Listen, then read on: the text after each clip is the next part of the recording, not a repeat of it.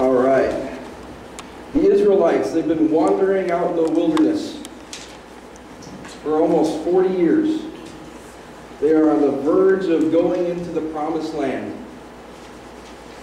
They've gone through a battle. A king had come out, King Herod of the Canaanites had come out to fight the Israelites. And the Lord delivered the Canaanites into the hand of the Israelites. And they destroyed them.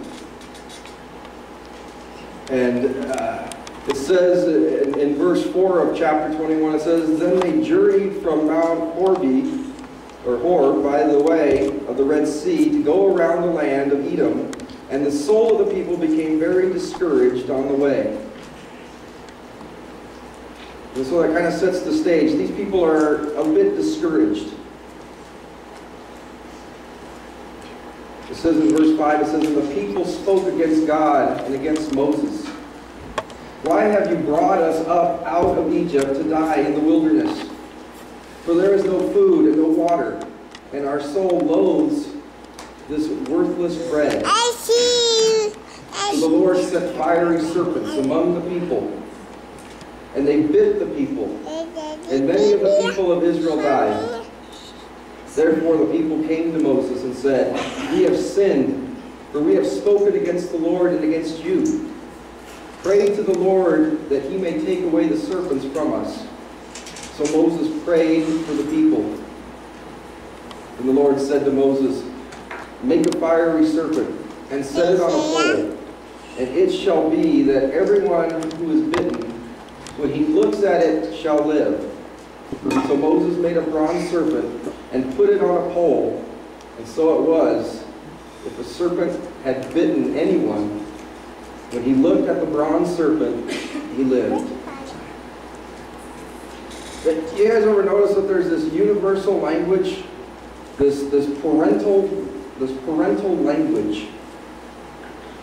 It's almost like all of us parents, we go to school to learn this language. This parental language.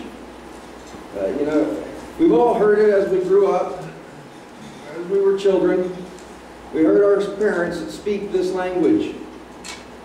Here's a couple of things that you probably heard your parents say, or you as parents have said. Prior to getting a spanking from your father, you hear Dad going, "This is going to hurt me more than it's going to hurt you." Ever heard that one? I've heard that one plenty of times. Good thing my kids are here. When you can't finish your dinner, mainly the vegetables, your parents tell you, "Finish your food. Think of all the starving people in the world." You get in trouble at home, your mom says, "Just wait until your father gets home." My wife uses that one quite a bit. You tell your parents, everyone is doing it. And your parents say, "If everybody was jumping off a cliff, would you do it?" When asking your dad for money, he responds, "Do you really think you need that?" How about Dad says, "Your room is a pigsty." And then, close the door. You think you live in a barn. These things that parents speak, that we as parents speak. Yeah. And the thing is how come parents speak this from generation to generation? And I think it's because the kids keep doing the same dumb things over and over and over again from generation to generation. Solomon writes in Ecclesiastes, "There is nothing new under the sun." Someone's already done it. And so each generation needs to be told over and over and over and over again the same things.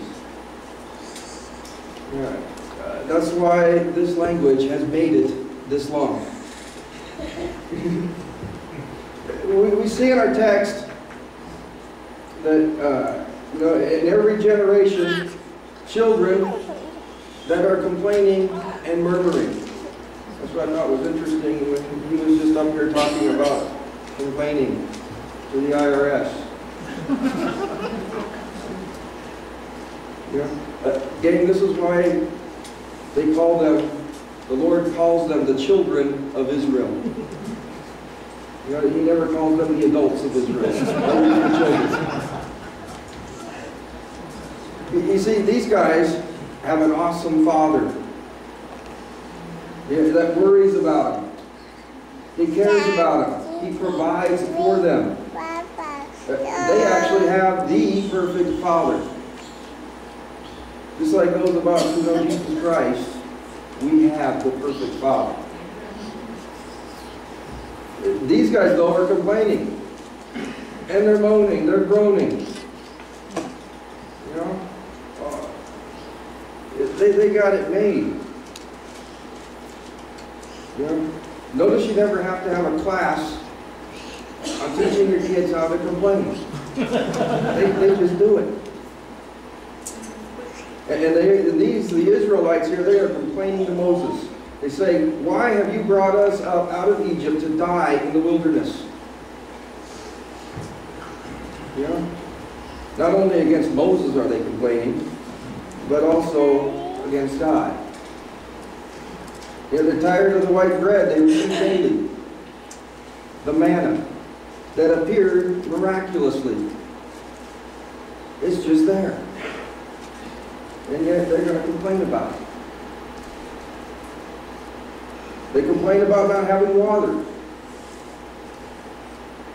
But God consistently brought it forth from what?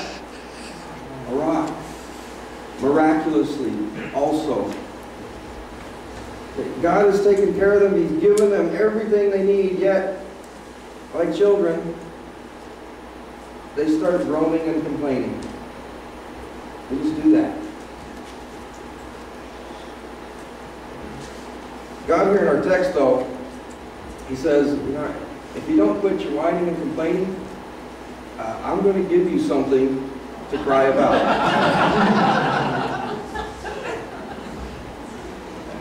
And these guys, they're only weeks away from going into the promised land. And we need to remember that. They're not very far away. They've wandered for almost a full 40 years in the wilderness.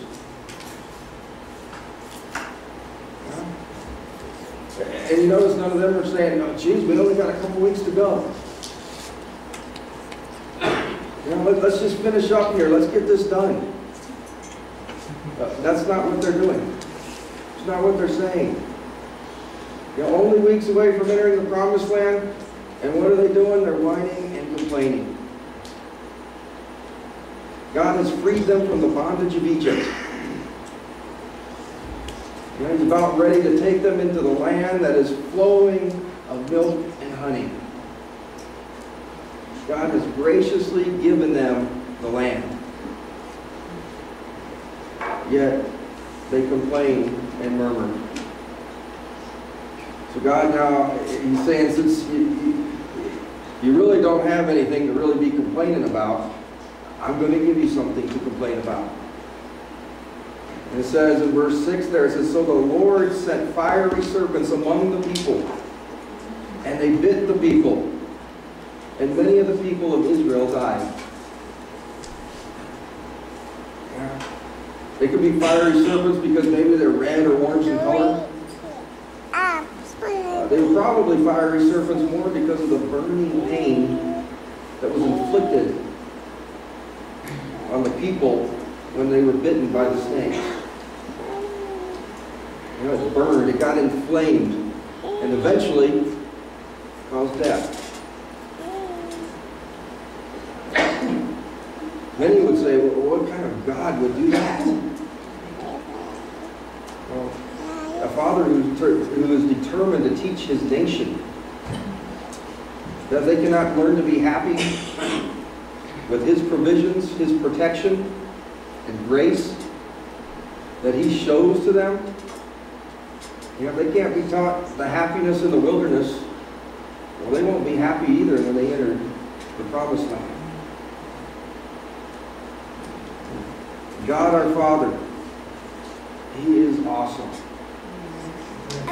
He has a real agenda, you see, to teach you and me to be mature and ultimately to be happy in Him. He wants these kids that have been wandering about for 40 years to finally understand to cut out the murmuring and cut out the complaining. He's been with them, He's taken care of them, and He has done what is best for them.